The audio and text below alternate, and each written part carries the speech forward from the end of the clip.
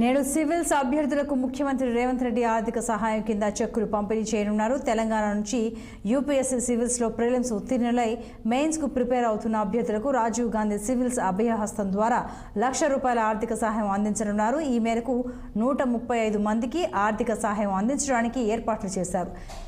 ఇవాళ సాయంత్రం రాష్ట్ర సచివాలయంలో చెక్కులను పంపిణీ చేయనున్నారు.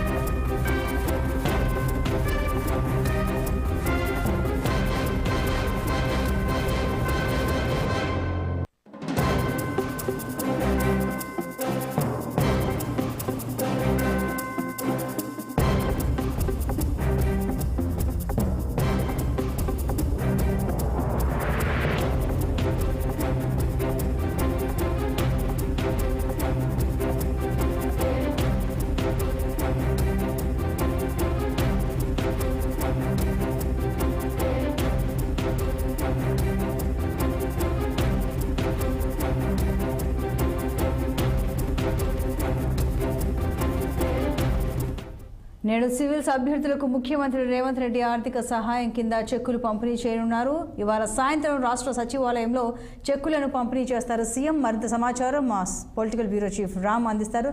రామ్, చెప్పండి.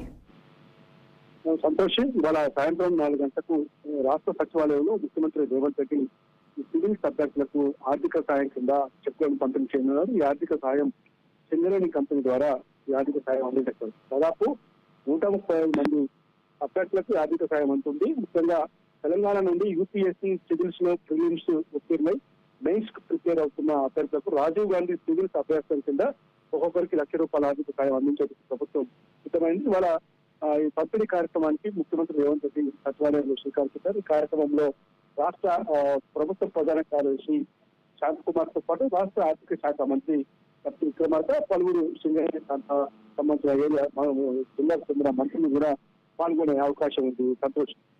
Okay, right Ram, thank you.